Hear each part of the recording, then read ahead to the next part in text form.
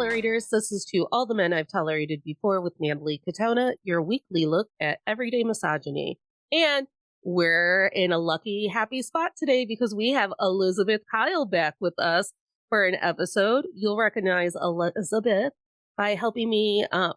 I said your name fucking weird, like we're not best friends. I kind of like it. I don't know, that had a little juice. It's because I'm doing like my Wheel of Fortune voice, like. But you do have a very kind of late 90s game show vibe in your. I like it. I've been watching a lot of After Midnight with Taylor Tomlinson.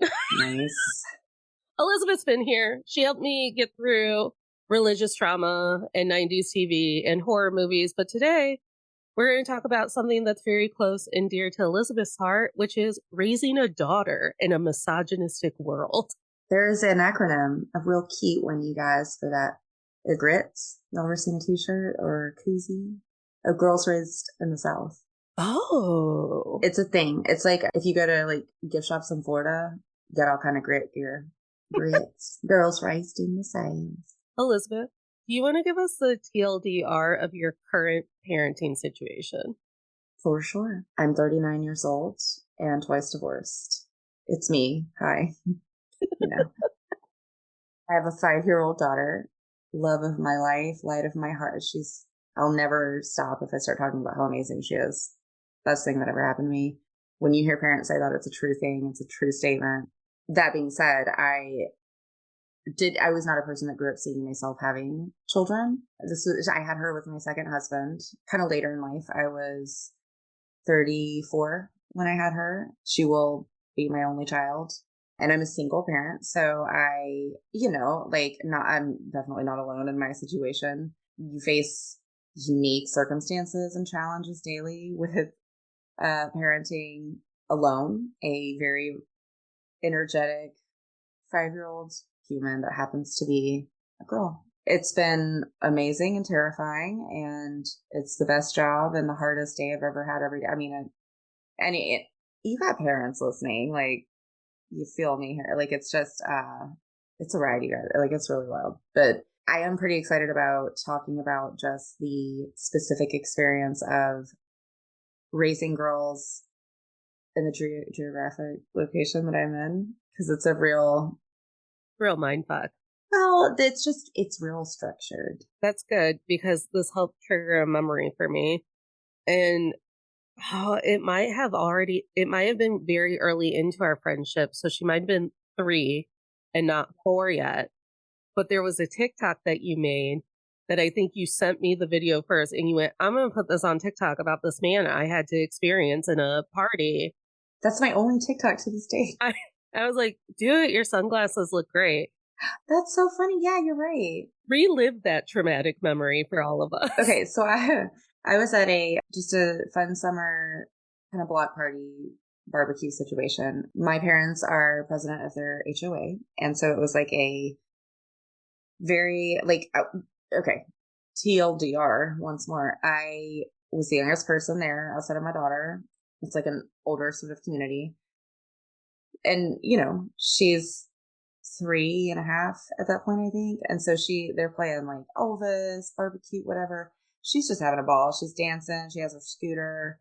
Anyone who comes up to say hello, she's like, I have a cat. The whole like spiel when you're around a toddler. And there were multiple instances like this, but this one older gentleman was being very, to him, cute and just like sweet. Like, that truly is like, I could see from him that like that was what he was attempting to convey. He kept coming up to my daughter and being like, excuse me, little girl. Hi, ma'am. Do you have a boyfriend? And my daughter had not ever heard this word. So she kept just looking to me and being like, what? He did that a few times and then was like, I've been looking for a girlfriend for a little while now. So, I'll be your boyfriend at this party. But then also, okay, so that was enough that I was just like, I don't know how you respond to that. The sexualization of children, the implication that it would even be a joke that like an 85-year-old man would be my toddler's boyfriend. so many of the things happening there. The fact that a woman shouldn't be at a party without the escort of a Well, but man. I was about to say on that, the other shoe on the other foot of that is that 30 minutes after the repeated sort of I'll be your boyfriend bit had wrapped, he came back over and was like talking about like, oh, you're just like, she's so smart, she's so great, you guys like are such an amazing pair.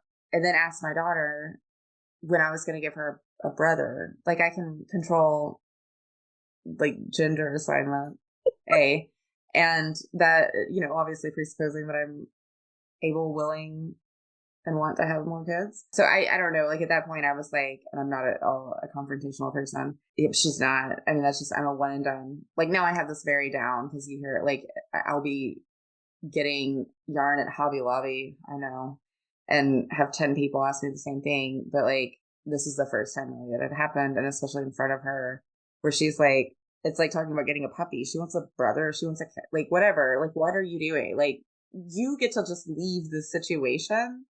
I'm a single mom that like now you've like accepted this idea of like I'm withholding siblings from my daughter. I don't know. Like just from one person at a very casual event that I am look around and see other people just sort of relaxing and chilling at. I was having to kind of walk away a few times and like deal with these like sort of existential moments of parenting and like being a member of the human race and having to socialize in a way that's like acceptable in polite society when literally like someone is like just stomping all over like your autonomy and values in a way that doesn't even like suppose you might have them. Because of where you are geographically, I mean, I can fight old men all day long, and my family has watched me do it, and my family has been the receiving end of me fighting old men all day long. But you can't. I mean, no, like I've never lived anywhere else, but I work like I don't just live here. Like I have waited tables, bartended, I do hair. I've always been in very like sort of public facing service industry type jobs.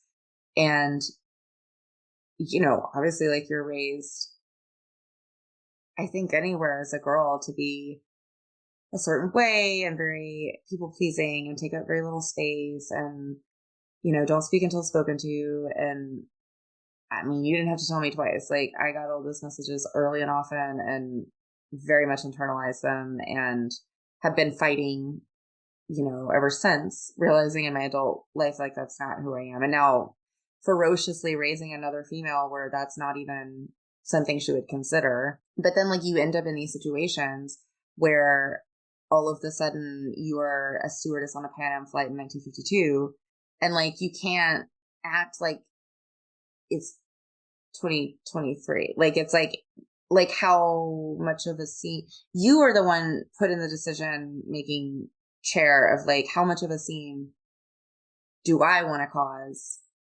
here right now in this otherwise like peaceful environment because somebody is repeatedly pushing boundaries with me even in conversational ways in front of my daughter at an age that she is able to hear and process and like take things away from something that's happening. That was sort of the first moment where there was a call to action in my own heart to like not just be a fucking doormat and not Right. just like be like, yeah, you're cute. It's cute. Let's pretend because you're old and harmless that I would date you or my daughter would date. Like, I don't know. Like it for real, just it was just like so aggressive. Like, and again, this man was very old. Like I don't know that all of his wits were about him. And that's not even what it's about. It's not about like crucifying one person for doing a thing they've done forever and probably not been challenged on because it's just the way of the culture of the society I live in. But like, it's what it meant to me and that like I knew it was coming, but like, good Lord, like she's 3. But like, it's like, all right, yeah, like what do you do when like that's just in your face? I have a very similar memory that this is bringing up, and I cannot remember how old I was. I was old enough to understand that the earrings I got, I thought were tacky. And did not express that you actually knew anything about me or my taste or what I liked. So it's Christmas, and I'm handed a pair of earrings that I, in my brain, have deemed tacky. And one of the uncles in my life, and it was an uncle who, once I started to hit like either double digits in age or were on the cusp of puberty or whatever, came up with this like little saying when I would walk into the house and like go in for a hug or say hello or whatever. It'd be like, oh, oh, oh, uncles don't hug. But now all of a sudden, because I've been given like a trinket, he like weirdly said something in my ear like, "Oh, you're going to have to be careful because some boy is going to be macking on you and snatch those right out of your ears like a jewel thief." Like some guy would and also I was a fat and ugly child. So so there's just like all of these things coming into play where I'm like, well, number one, I can't get a boyfriend, and that's triggering. So thanks. Number two, you haven't been this close to me in 4 years. Number By three, your own self-imposed. by Yeah. your own self imposed, wouldn't want to look like a pervert moment. And also, I think these earrings are hideous, and it's my birthday because I had the misfortune of being born on Christmas. Oh, that's right. Oh, like Jesus. So it's like all of these traumas all at once. And I'm sure after all of that embarrassment and me just like gritting my teeth through it and not saying anything or even giggling or laughing, I'm sure that on the way home, I got reprimanded for not being grateful enough. Well, look, I'm so glad that for us to be the 1 billionth and second conversation about this to be recorded, I've never said it on mic, so sit down and listen to it. Like, I am just so freaking glad that we're beyond the point as a culture and society, I hope, than to like force our kids to like do the like go physically say goodbye to every family member in the room. Cause like, I don't know about you, 100% was the rule for me and everybody I knew when I was growing up. And my absolutely favorite part of like any family gathering ever, right? Yeah. Well, it depends. The very jubilant goodbye that takes 4 hours because you're walking from person to person and like holding their face and being like, it was you I wanted to see all along. You, my favorite cousin, the most beautiful person I could have ever laid eyes on today. When I'm in a very safe and loving place, that's the best thing that I could ever do. It's my favorite to just walk into a room and be like, I might be leaving and who will miss me? Ta-da! But then there are also people who haven't really laid that foundation in our relationship. Well, that's exactly what I mean. And that like, absolutely there are aunts and and I don't even mean family specific. Like there are people in my life and have been obviously, from a very young age where like that type of affection is something that I freely wanted to, share, initiate, etc. But the just expectation of like they're an adult and you're a kid and you're leaving, so like you have to go tell them bye. That typically involves some type of like hug. Honestly, like I don't know. It just always felt invasive to me, I guess, on some level. And as a modern parent, like I myself, and I see a lot of my peers say things like when we're leaving play dates or family, anything. Like, and I've definitely coached people in my life to never like do that, like give her a hug. No, go, no, no, no. You go give your uncle a hug. Like, that's just a very bizarre demand to make on somebody the age of like 3. Do you know, like they don't have the tools yet to understand anything about that social exchange or interaction other than like what their mind processes and takes from that is when somebody says to do something, even if it makes me physically uncomfortable or I don't understand why I'm doing it, I have to do it. And so, I think it's amazing that like I am parent at a time a little later than most of my friends. I'm probably the last of my like core group of friends to have kids. But yeah, just in this like kind of era of like extreme awareness of mental health issues and how sort of to get in front of things with like generational trauma. And it's kind of great how accessible resources for that stuff is. Because even casually, I haven't deep dived on much of it, but like even just like being a casual sort of citizen of the internet, I've come across so many helpful and very reaffirming things that show me that I'm not the only one that's like kind of breaking these rules of tradition that we grew up with that I think really can contribute to a lot of, sort of trauma down the line. Well, and I'm thinking about the women in my life who are in my generation, my age group, in my close and personal circle, and also happen to be mothers. And no matter who they are, they have this kind of like ownership to boundaries when it comes to like what I will be doing and what access we will be having to my children. And I remember that happening before my best friend even had her kids. I was at work and a woman had told me like, "Oh yeah, he's going to take her over to his parents' house so she can see her grandparents. I'm not going because that is a boundary we have established in my life. I'm not going for random dinners and random socializing or whatever. I have to do a lot of deprogramming with my own daughter when she comes home from spending time with them. So I will not be the person who is supporting that or making that happen."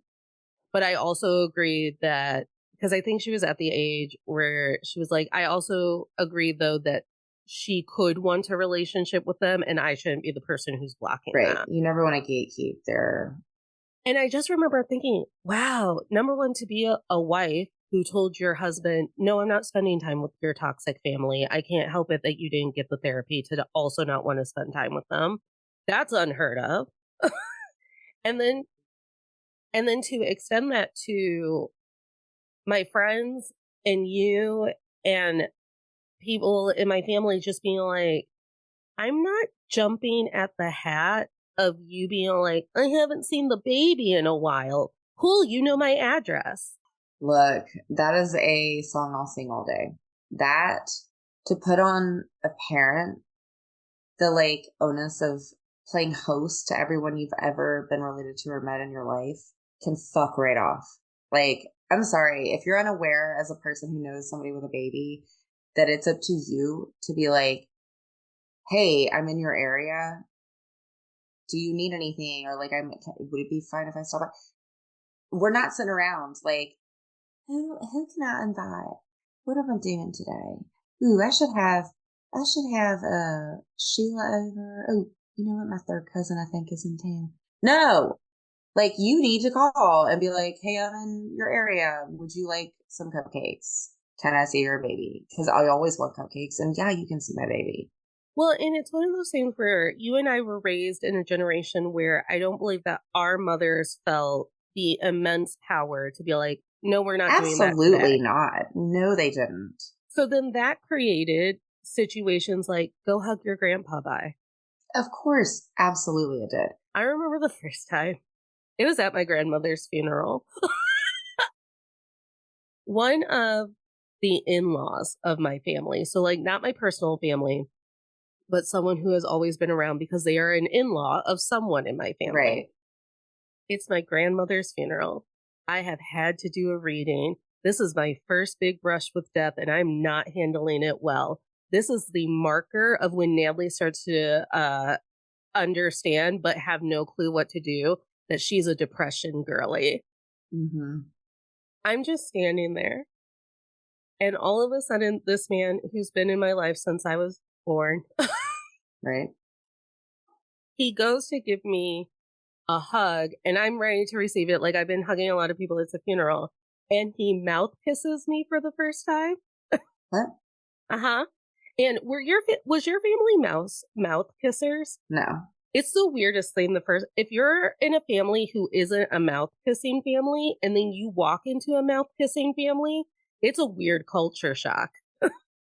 Yeah, that's something I've not experienced. I'm aware it exists, but I'm not down with it. So I'm mouth kissed and and I just kind of like ghost turn. Like I'm very stiff and I just kind of like woodenly walk over And I think now we're getting to the point where it's like, okay, let's process how that happened. Let's practice a bob and weave. I feel like probably everyone has worked for someone at some point that when you come in as a new person, you're told by sort of the regular crew that's been around for a while, like, oh yeah, watch out for whoever, they're real handsy or whatever. Like just things where it's like, was just going to try to do well in my new job today, but now that's the thing to be on the lookout for. It's just, yeah, it's a very strange thing to have to deal with on top of just normal daily stresses. Did you find out the gender of your baby before you were pushing, or was that a surprise No, afterwards? I found out. I still have the voicemail from the hospital Or telling me that she's a girl. I was really excited. Like I mean, I definitely wanted her to be a girl at what point did it ever become scary? Like I asked all this. the time, every Yeah. day. Like I mean, basically from the moment I realized it was a girl, that she was a girl, and then like from that happening to whenever the next thought passed through my head that reminded me of any trauma from my youth or like it was just so quickly that I realized like, oh fuck. I mean, it's good she has me. Like I've got some stories. Like I will be a wealth of support and knowledge and guidance for her through what she is going to have to navigate. But it's a real different road than if you're looking at some boys. Which again, like that has its own, there's not an easier path, I don't think. Having only had the experience of parenting a girl, I can imagine. Like it's all very difficult. You know how I'm kind of violent with like my attitudes and my demeanor? I do. Okay. Mhm. When I see adults, this is one of my trigger points because of how I was raised as a daughter. When I see adults commenting on what kids are or are not eating, I immediately have to say something. And when someone goes, why is that a big deal? I then list all of my disordered eating habits Mhm. and link them to a childhood memory that they were probably present for, if not in the next room. And it's hard raising girls as a person with disorder. Like, it's hard being around little girls as a person who has disordered eating tendencies. Plus, also knowing that trending on TikTok currently is baby girls putting serums all over their face and doing the whole Sephora self care. That's yeah. I mean, that's so much. I struggled with anorexia and keep a as a younger it's not been a thing I've recently had to deal with fortunately, but due to a lot of therapy and just maintenance of self. But I definitely, it's always like front of mind. And for me, I hard police like self talk around my daughter. So like particularly females that are around her, I like I straight up pull you aside if you're using like words I'm not cool with about your body, yourself. Absolutely like ways to celebrate all body types, and that is welcome and encouraged. My mom can't be like, oh, this is not fit in the way, like whatever, just some jokey thing about like last season's skirt not being the size she needs now. Like you just kind of have to stay on top of that stuff if it's something that, I mean, everyone should, but like I would hate for her ever to go through because of anything I'm saying or propagating, like any type of self doubt with body image. Because we are fortunate enough, I think, to live in a time where you do see a lot more diversity in physical representation, which I think is, important. I'm very glad that she gets that exposure, but I don't want to be the cause of any type of like you just have to be careful with yourself when you look in the mirror and just be really aware of the things you're saying to yourself, even because it's even unspoken things that your kids are picking up on and internalizing and processing. And man, they start doing that from like day one. Like it's scary how fast it happens. I joke a lot about how how I was always along for the ride for whatever fad my mom was trying. So if it was dancing to the oldies, I was sweating to the oldies in the basement riding along with her. Buns of Steel. Yeah, Buns of Steel, Tybo, Curves, Weight Watchers, because moms need their children to be occupied too while they are doing a thing. And sometimes the easiest way to occupy your child is to be like, if you come to Curves with me and do the 45-minute circuit, we will go to the bead store on the way home and you can make as many fucking bracelets on the. That's exactly right. And believe me, I understand the power of negotiation and bribery. It needs to happen sometimes. So, And I used to say, I was like, well, that didn't have an effect on me because my mom didn't use any, like, it wasn't like we were having some family meeting about going on Weight Watchers because we all needed to lose 20 pounds because some cousin was getting married. It was always like, oh, Weight Watchers is a thing and I'm going to do it. I thought about getting you a book too. And look, you can track how many sodas you're drinking now. Good news, the diet ones are 0 points. drink all those diet cancer sodas. The diet cancer sodas. I love a diet Dr. Pepper. Yeah, that is my like. It's better than real Dr. Pepper because it doesn't go flat as quick. Oh my God, I feel like you're like looking into my soul right now. Pepsi products go flat quicker. Why is that? Pepsi, answer for yourself. Why are you a shitty soda company? Why? So it was always like presented as like we're just going to do this together because we're girls and girls who girls get it. Yep. Which is how I got my hot girl shit attitude. But also like it's weird to try and combine non-toxic memories with the toxic mindset that came out of them. Right. Yeah, it is. I did Weight Watchers with my mom, like which is an absurd thought. And my mother's out of context. That sounds bizarre. There was never a point in my life where I needed to do Weight Watchers, but and yet we were putting shredded cheese into little teaspoons to put onto our taco. Yes, it was almost like book club or something. Like we were like, I had the little thing, the sliding, like get your points calculated that you could get at restaurants. I mean, and that was just a different time too, where like weight maintenance was a hobby. It was self-care in the way that like bath bombs and like eyebrow maintenance are today. Like it was just a thing to do because it's fun and like you can do it with your mom and your aunt.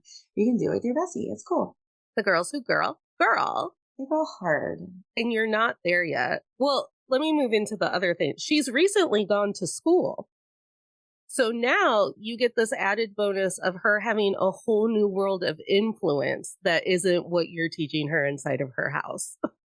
Well, yeah. And I will say, like, surprise. Okay. So she went to Baptist preschool, and that was its own whole thing. Because of the Lord. Well, truly, like, I live here. I was raised here. I went to Catholic school. Catholics aren't quite as aggressive as the Baptists in these lands and parts. But I was surprised. I was very surprised by the supremely aggressive nature when educating 2-year-olds about original sin or like stigmata, like just things that like, can she baby for a while? Like I know we live here and this is gonna happen. Anyway, but she's been in public school for kindergarten and I can't be happier. Like I'm so pleased. Like it really, I'm just so happy every day that she gets to go somewhere like this and, you know, experience just a pretty well-rounded, fairly diverse experience of education where it's a very different experience than I'm used to because I'm used to friends who send their kids off to school and then get kids that have behaviors that they've never even considered coming out of their kid before. And it could be anything as like, I don't know, all of a sudden she doesn't want to eat bread to mean girl behavior to boys mouthing off quicker to girls shrieking at. Oh my gosh, I was at Cinemark for the Eras tour. Why am I like throwing Cinemark under the bus like it's their fault? I was at the movies for the Eras tour movie.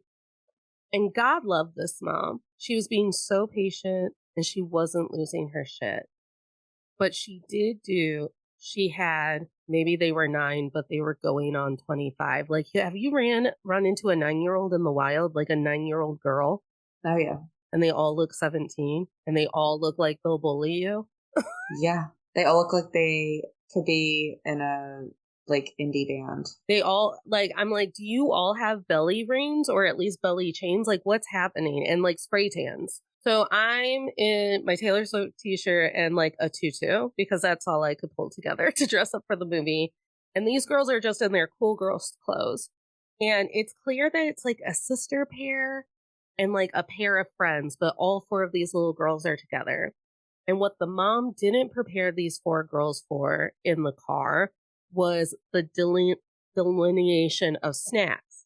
So she waits until she's standing in front of the teenager who's in charge of handing you your popcorn to turn to these girls and say, I'm only buying 2 candies.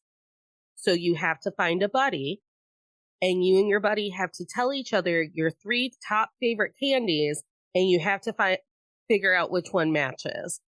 So first off, these kids have to go through the whole, like, I don't even get my own candy. I'm my own person. I have my own taste and interest attitude. Then they have to, then they have to negotiate with one another. That's an intense, that's a Hunger Games situation. Meanwhile, there's a million people out the door trying to get popcorn for the Eras Not a movie. very cool like timing for the. And I'm the only person who showed up an hour before their Eras tour movie who's going to be eating their popcorn in the bar. Like, I'm just watching these girls, and I just keep smiling because I'm like, man, she's really trying to like really stick to this, the principle of it, yeah, and gentle parent through it. But one of the little girls like concedes, and her sister says, because I think they like paired a friend with the sister, and her sister said, you don't even like that candy. You're not going to eat any of it. So they finally chosen their 2 candies. And now this mom whips around and goes, you should be able to get the candy that you like, renegotiate. Now this little girl is codependent, mortified. And they all just want this to be over. And here I am, very underemployed, barely making it myself to the Eras movie, and I'm like, can I just buy these kids fucking candy? Like, if you take 2, I'll take 2. Like, I'm surprised the teenager hasn't just told those kids to steal candy. Like, at one here you go. Here's everything you need. And they worked it out eventually, but I thought about it, and I was like, oh my gosh, that's right. Because when I was a codependent kid who would just concede to make everything better and okay, no one viewed it as that way. But parents who are my age are viewing it that way. Right. They notice it. They're able to like recognize that. When I was a child sitting in a car being told, I don't know the code to the debit card. So if we want lunch, we need your babysitting money. And I said, no, I want to keep my babysitting money. We got food at home then. I'm being told that I'm selfish and I don't care about the family. And we could have had a fun day, but Natalie chose to keep her money. And I was like, learn how to use a debit card. Weaponized incompetence. But it's one of those things where I know, because this episode is coming out before Julia's, but one of the things I told Julia is I'm very worried about my nephew being a little boy in my purview, because like, I don't want to be the aunt who's just always picking him up and shaking him to be like, women are people and gay people matter and we love like Black Lives Matter. And you want to be like a whole that. person beyond just the education of humanity. Yeah. So I don't know how moms are doing it with little girls who are still ending up codependent and anxious and all of it. I mean, I think part of being able to have the lessons that you do really need to stick is by maintaining a calm demeanor, even in like society fire, because otherwise they're raised by hysteria and the truth, like you can't delineate emergency from emergency. When I see an opportunity to sit her down and be like, your body is your body, and here are the situations where I need you to be able to say that out loud. Those are the moments you take, and they understand. You're able to connect on a level where it's like you're dialing into like special parenting forces, where like if you are just effusively all day parenting with the wisdom of the learned experience that you know, like here's how it's gonna go, and this is what you need to be on the lookout for. Like it almost is like trying to drink from a fire hydrant. Like it's too much too soon. And so I've really tried to focus on the sort of organic sort of integration, I guess, of life lessons that I want to impart on her. And there have been multiple times where like truly she's come back and told me how she handled a situation, or like, hey, was it okay that I said this to this boy who was doing this at recess?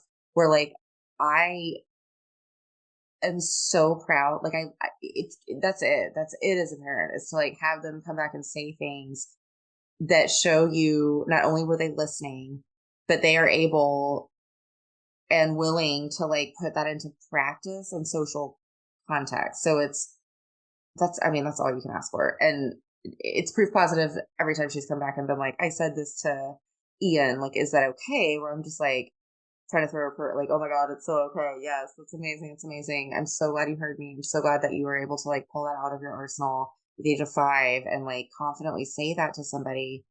I was nowhere near that at 5.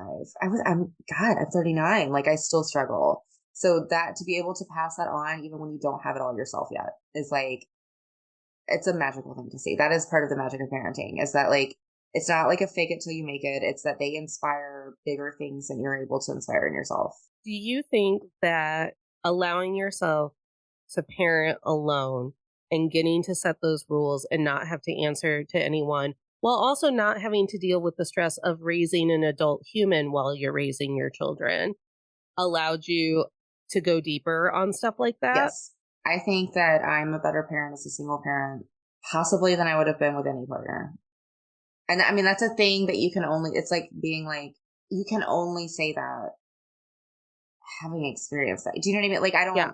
I don't know how you could say otherwise if you had experienced the other. So it's likely a thing where whatever side you're on, that's the answer you're going to have. I cannot imagine the person that I was before I had my daughter being able to navigate the things that I have navigated with her since having her, because it's just been us in a partnered situation. Because in order to be a good partner, you're making room for that other perspective, and that rightfully so. Like that is the agreement. That's the part of love that is a compromise that gets sticky sometimes.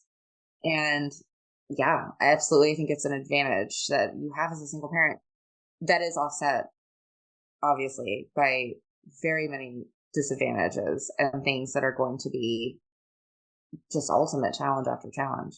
From an outsider's viewpoint of someone who's choosing to not raise kids but has a lot of people in her life who are, it's a different kind of beaten down. It's like, well, I'm probably beaten down by lack of funding and lack of cultural understanding and society bullshit. And I say this, and I don't even mean it as shade to my brother-in-law, because he's a wonderful man and he's a wonderful father and partner.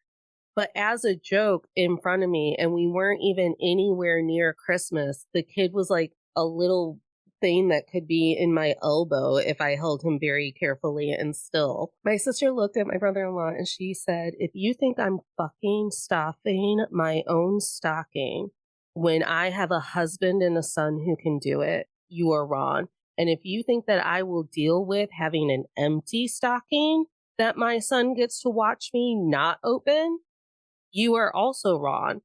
And again, I have all the faith in the world that my brother in law would have just taken care of that. But I also know so many women who do not have Christmas presents to open Christmas morning because they don't do that Santa for Tykes bullshit at school anymore. Everyone else, including the dog, is opening a stocking, and mom's just drinking wine, wondering what has happened. Well, that is a thing about being a single parent that like it's just such a trivial thing. Like you don't think about until it's like time after time. Like there's not, if you don't have a partner and your kid is 3, you're celebrating your birthday, but like you're deciding how to do that and you're buying your own cake. Like it's like, no, there's no card, which is fine, obviously, but it's like, it's just so different than I'm sure you have experienced or imagined what it would be like if you were a parent. But then it's like the weight of like not only, you know, things as silly as like you're not getting like a love you mom card until they're able to take the money you give them to buy it and go to Target and get it. You know what I mean? Like there's just not any of that gesture present on important dates, times, or events in your life where it's like, yes, they're there to share it, but it's like you are the one driving the bus. Like you don't really get that chance to stop and celebrate yourself for a long time. And, it's a thing that I think does come back sort of twofold later, where I can sort of see the future of our relationship, God willing, that like, we continue to stay as close as we are now, my daughter and myself. But, that holds such promise for me. Like I know that we're going to have so many shared experiences that are initiated by her or influenced by her, and that's all to come. But yeah, it's hard. Like it really is hard. Like at the beginning where there's just like, it's just you, the captain of the ship. And then there are moments where there's not anything to lean on or anyone to like celebrate with that you're not caring for. Yeah. And I honestly think that the solution, and maybe I'm already moving into my manifestation too early, is I think single moms should throw a club, like get a club. And then it's like, oh, Elizabeth's birthday is coming up. I will be the person who takes their daughter to go pick out the thing. Oh, I love that idea. That's a great idea. Because honestly, if I lived where you lived and I was more of an aunt figure in your kid's life, I would do that. This is what's hard about it is like I feel immense guilt even saying on any public forum these like what I'm saying right now, because like I don't want anyone in my life, like anyone, to be like, oh shit, that's a thing I should be doing, because it's not. And my commentary here is not on, oh, look at all these assholes in my life who like are totally dropping the ball. Like it's just the contemplative nature of having these things come and go and pass without just the anchor of like a nuclear family that you imagined would be there were you to become a parent. So it is just over and over sort of learning this new dynamic of like your own place in this small family and like who you are to yourself anymore. Well, and it's also, if I was closer, arranging with your mom a night out that you and I get to go out for your birthday or things like that. Like it can be done. I don't think as a society, generosity is a thing that we're not great at. I think it's a thing that's going to be a grassroots movement, honestly, of like exactly the kind of thing you're talking about, where it's just people with kindness of spirit who need something also, meeting other people who need the same thing, and very much like actively facilitating the community that's going to make that happen. And I talk about that a lot about the reciprocity. I didn't say that word right. It's a multi-syllable word of like how, like, I never care if I paid for the movie this week because 3 weeks from now you're going to have to cover the gas to get us to the zoo Right. or Like whatever. it all comes out in the wash, kind of. It all comes out in the wash. It all comes back to us. And there are a lot of people older than me that truly do not believe that it's a lot of tit for tatting and it's a lot of capitalism. And I feel that way when it comes to like the mommy and me dynamic or the mommy groups where it's like, sure, meal trains are great and carpools are fantastic and whatnot, but there's this whole emotional, mental side to parenting. Right. That does not get addressed in those. That people are still just getting under supported in. Well, because I could give a shit about a casserole, but like there are days that like I would literally give anything for any human touch from a different person of any Yeah. kind. Like just a lady friend that wants to go for a walk that also might like give me a hug when we're leaving. Like there just have been times in my life where like that human connection has been so lacking, and you just become. It's not a good thing to get used to not having, and it's not helpful in making you the strongest parent you can be. And I think that looking for other places outside of just like traditional, like we talked about this in the previous episode, but like I went to a Busy Moms Bible study group because here that kind of support is so prolific. Like it's everywhere. Like, and to try to lean on that. And it was not the type of support I needed at all. And I did sometimes feel like just like running into like a public library or something and just being like, single moms unite. Like, is anybody else here just like fucking barely holding it together? Like I'm like tying my whole life together with fucking like dental floss, and I need somebody else to just tell me it's all right. And hell, like I am always the biggest champion of my mother friends to get to do wild and out things with me. And I always open up my home as a place that will be quiet. And like if we sit in separate rooms quietly because you haven't heard the sound of your own breathing in And I three mean, years. friends like that are very important as well, because like there is also the pressure of like when you do have time away from your kid, it has to be like spring break 99. Like you've said something to me that like it's a dream of mine for every close friend and myself to be able to like just take like emotional support naps. Like there are days that I'm just like texting Natalie like, here's the flavor of depression I'm mired in currently. What does yours taste like? And she's like, oh, like peaches and bullshit, like whatever. Like we're just like everything sucks, and like how great it would be to just be able to like put on Southern Charm and like platonic snuggle like you did in sixth grade, just for like 18 hours, like, Yes. Or 20 minutes. or I'll say whatever, like for real. I just like you need those moments, and I think as adults we deprive ourselves needlessly of these like experiences because they don't fit neatly into some type of relationship dynamic, or like there's no emotional context for or model that we've seen of that type of support. But as somebody who's had female roommates for a large part of my adult life, like I'm never gonna say no to like a platonic nap snuggle. Yeah, 100%. And I also think, especially when on the subject of raising daughters, we have to be careful about what parents are making those sacrifices. Because it's one thing for your daughter to grow up and be like, my mom was so strong and she was so stoic and she did everything on her own and she never gave a shit about her own like social life or whatever.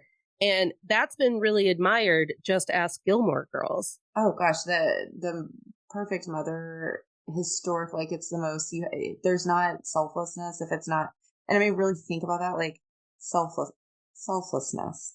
That is the mark of a good mother. A lack of self.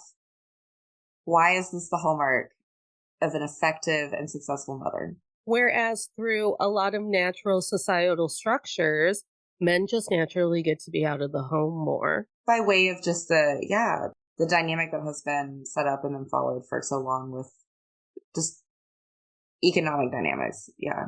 because you and I know this. It is 100 times harder for me to be sitting already in my house watching The Real Housewives of Potomac and going, you know what? Maybe I'll go manic in a Five Below. Haven't done that in a while. And then set forth the 17 steps to get to Five Below than it is for me to already be out of the house and be like, oh my gosh, it's Five Below on my way home. Got to do that. Right.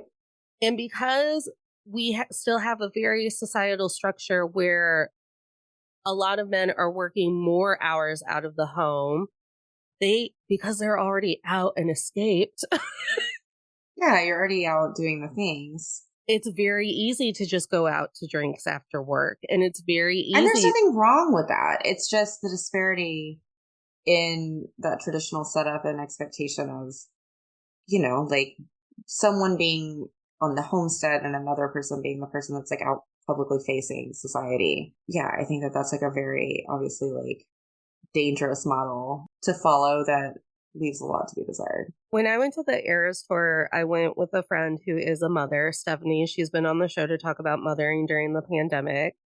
And her husband, do you girls need water bottles? Do you need me to also be ready to be in Chicago if you two get too scared to drive home? Which could have happened. Which when we got in the car and we finally like got like driving towards Panera so we could eat on the way to the tour, I looked at her and I was like, oh my gosh, he was really invested in us getting to do this today. Well, like in her happiness and her enjoyment of the And experience. she's like, because he knows it's a scarce, like, I'm already at a deficit of getting to do things like this. So, kind of in their household, it is already like, kind of like, oh, when she gets the opportunity to do things like that, it needs to be the opportunity to do things like that. Also, probably because all the men in my life know that I'll cuss them out in a moment if I feel like you're the block to any and all of my joy or the woman next to me's joy. I'll just start cussing. It's fun. It's fun going out with her. Super fun. I am the life of the party, telling But you, you don't truly go are. home with that man. He's gonna kill you. And I don't doubt you saved lives. Like that is not even a joke. Let's hope. But yeah, it's one of those things where I think one of the most important things we can do as women who are around young women is to be like, I get to be a person too. I have hobbies and I have interests. That's And so huge. It's very important. right, because they will one day grow up to live in a world where loving their favorite musician is frivolous and stupid, and it makes them stupid. Arts and crafts are trash, but they're trash that's marketed to women. All of their hobbies should also be labor for someone else, like sewing or cooking or any name any of them. And only like really cool women get to rock climb. I truly hope that my daughter's interest in music continues. Oh, I would love that. Yeah, that's something that like another thing we could share, but that I think, And horror. well, she's already there. Like She's that's already already there. She's already a horror baby. she's basically Wednesday Adams, and I love it. To be lucky enough to spend a weekend with her, she's very kind. She really is, and that's something that's really like stayed integral to her personality. Because you think as a parent, like when there's so little, like it's like you have like a really fun, like it's like a parakeet where like, oh my god, they almost sound human. But then Mm-hmm. like you get to see like them grow into like they actually understand the context. They're using the words correctly. Like they're flexing all that like in society in a Yeah. context that like makes sense. So I love seeing her interact with like new friends of mine or in new situations because that's where you sort of get like this like true view of like, all right, it's showtime. Are you gonna act around this person that's awesome and you're getting a good vibe check on that's like treating you with respect, and then to see her come back with that like kindness that like I know so intimately with her, but like it's so cool to see with like my friends. Hopefully, she lets me back in the house because during that weekend, you also had a very new kitten and you were using me as the example against your daughter. Like, do you see how the kitten loves Natalie? Because Natalie understands boundaries. I was like, Elizabeth, harsh. She's You like, did really help me. Like I was very drill sergeant about like because I didn't want her to kill this kitten. Taylor Swift, you're welcome. Um, my cat's name is Taylor Swift. well, and the So, cat was very good of being like, I'm fucking over it and getting herself well, into you a were corner. there into the she got in the And couch, she got, right? Wasn't it right, you? she did That get was yeah. inside of the couch. I had to cut the bottom of my leather couch that I'm sitting on right now out because she climbed into and was living in the bottom of this couch Yeah. to get away from my sweet daughter. Who just wanted to love her, Understandably, love her just to death. Just love her wanted to death. to. Wanted her to sleep when she But wanted I her to did. I sleep. remember there were some moments because I remember kind of feeling bad about it with you later, where I was like a little bit snapping at her, like, "Look at Natalie. The cat wants to be around her because she's not freaking petting the cat hard enough to kill her. Go sit in the corner." Yeah, and I'm trying to take your very baseline threat and just being like, here's the thing that I know about You're cats like, because I've had here's a how to make cat it for five fun. It's years. cool, Heidi. Come here. The, Like, be- it doesn't the have to be that serious. the best thing you could ever do around your cat is to be a cool girl who doesn't give a fuck that the cat is in the Cool room girl. Just be because like, then eat they a want hot dog. right because then Just they want chill. to impress you. Also, they're Absolutely. predators. Let's like hunter toys. Like, Right. yeah, it was so funny. But I did tell you, I was like, I truly believe that the best way to teach your kids about boundaries is to have a pet. Oh, it is. It definitely is. And I really think RIP Tippy, our hamster, she began the journey of boundaries in my child, but like it really does help to like cement those lessons in a way that like you're not always gonna have access to like Hadley, their best friend from pre-K. But like that animal that lives in your house, like believe me, they're gonna try to throttle this thing 24/7. You have ample opportunity to redirect that energy and make it a learning experience, Well, and teachable moment. it's one of those things where if you're like, my body is overstimulated and I don't want a hug right now, a kid can be like, well, fuck you and not wanting my hug. I'm your child. Right. But you see that like it's like nature is happening in your hands and there's no denying this. Like this is like Like a you cat can't will fight. fucking That's swipe right. at you. Oh, she will. She's been slapped, my daughter. Taylor Swift. She's saucy.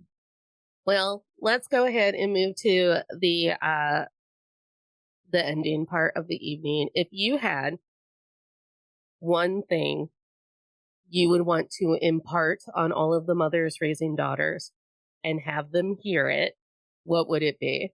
A message I think is an important one to hear is what we were talking about earlier, where it's like, there's so many things I know that you want to impart on your children, your girls. I mean, the fucking list never ends. But like, if you'll just like kind of wait for a minute for the moment where they come to you, because they will, Mm-hmm. with a question about a thing that like lights you on fire inside, you'll know, and then take that moment to just like really like center yourself, take a few deep breaths, and you know how to talk to them like in a language and a way they'll understand. Keep it real simple. Yeah. Like, just very simple messaging. Not Yeah. because they can't handle expounding on the truth, but because like they'll remember it. Like I've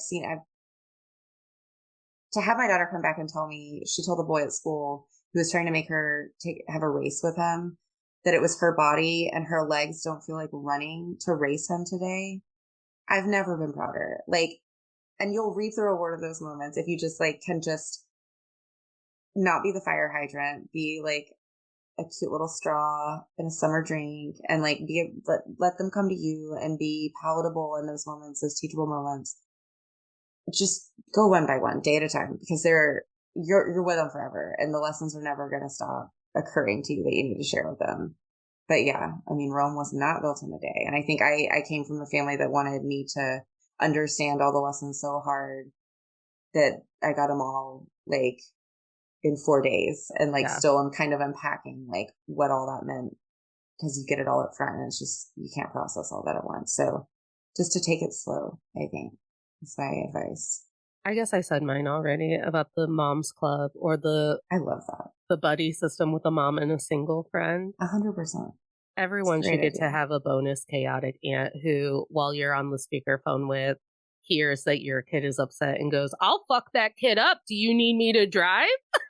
After you've tried the very mature approach. Like, who the fuck? I have been that aunt before where one of Stephanie's kids has said something and before I even know what I'm doing, I'm like, who the fuck cares what that kid has to say?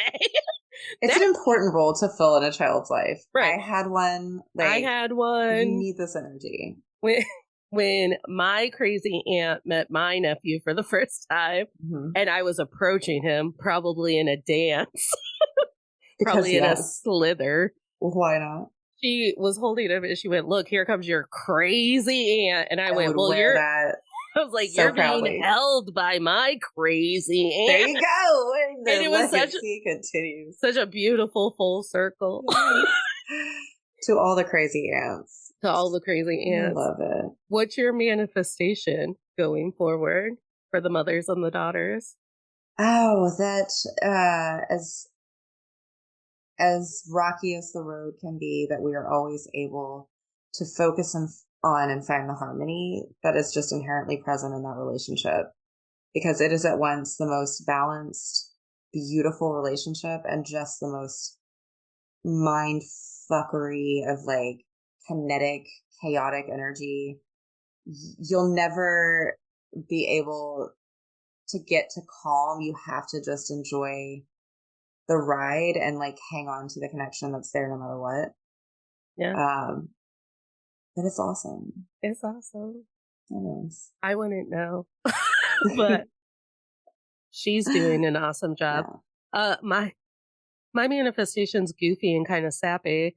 I was in the car the other day and I was singing "The Mother" by Brandy Carlisle, Oh yeah. which, if I can remember her memoir correctly, is a song that she wrote after I they think it had is. their Yeah. first child and daughter. Or wait, it might be about her niece. Now I don't know.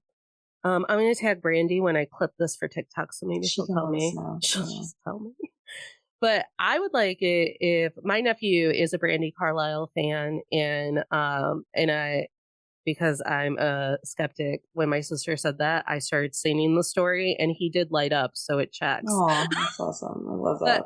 I wish that people would use The Mother by Brandy Carlisle more as a lullaby because it is a beautiful song about motherhood and all that comes with it. But It's it's my also, favorite thing to like. Yes, I'm always looking for new modern lullabies for yeah. Heidi. And it's such a That's a good celebration one. of raising children The and process. all the hopes that you have for Yeah, that child. So yeah, everyone go listen to Brandy it's a Carlisle. good one. Yeah, She healed Joni Mitchell. Okay. Brandy Carlisle is very important. she's she amazing. Like she really is a national treasure. Why did Joni Mitchell get to sing at the Grammys in 2024? Because Brandy Carlisle healed her. Okay, we're gonna have to go deeper on that. We will. Elizabeth, do you have anything to plug? So I have taken a brief hiatus from doing anything really publicly to do a lot of hair in Memphis, I want Tennessee. you to become a hair influencer. Oh man, that would take so much work on social media, and I I know. freaking hate social media. That being said, find me on socials at Final Girl Scout, where sometimes I peek out of my groundhog hole and say stupid things. But I do have a few things kind of in the works to look out for. Women in Horror Month is coming up, and we are in talks. I hope it's okay to say for Zombie Girls. Breaking down the Lisa Frankenstein with sort of a cool twist. I can't wait to see it I next week. know, she was so excited. But yeah, I've got to plug it up coming out soon. Scream. And if you know me, Scream. you know that's gonna be a good one. It's one of my absolute all time faves. Hot take, I think I So like Scream 2 better than Scream. look, we could talk all day about the anatomy of Scream as a franchise and the order because mine changes daily. If you ask which my favorites are, Scream but 2 had Scream that 2 really great sucks. red It's dress and it had like cast members that every time they popped up on the screen, I was like, Timothy Oliphant. I mean, right? It just never stops. Like, give me Timothy Oliphant or a Culkin brother. Like 2 and 4, Why do I have or to they say reign supreme for me. I have to say Timothy Oliphant's last name? Like it's always like Samwise Gamgee telling Frodo that there are elephants nearby. It's an Oliphant. Team Do you know? Tolerator. Yes, no. That's one of those names that I had to like purposefully sound out in my head for so long before I would say it out loud. But it was always elephant with an O. But it also kind of like overly enunciated. Yes, I connect with those. Yeah, Well, that's so funny. make sure to send me all the links to your horror shit because I I'm will. gonna want to check it out and then I'll put it in newsletters and post the Yes, stuff. yes. Yeah. Tolerators, you should be on Patreon because Patreon has a loads of free material all about how to face the patriarchy head on and also laugh about it and laugh at it so they feel shame. There's a lot of paid for content on there, including ad-free episodes if you're not into the radio ads that are on the show. Bonus Tolerator check-in episodes where Elizabeth and I have talked about our favorite Bravo and or Taylor Swift songs. And the Misogyny Meltdown, which is where I took a little bit of Chelsea Handler, a little bit of Taylor Tomlinson, a lot of late night TV, and a heck of a lot of me, and decided, what if I just did my own variety hour? Because NBC's not going to hire me yet. No one's hiring. I'll just do it and people will pay for it. Misogyny Meltdown's fun. It's sketches and skits and interviews and comedic dialogues, and I'm having a blast doing it. But remember out there, tolerators, you don't have to smile through anything you're tolerating, including a world who's gonna push your daughter down when all you want to do is lift her up. Smiles are for joy.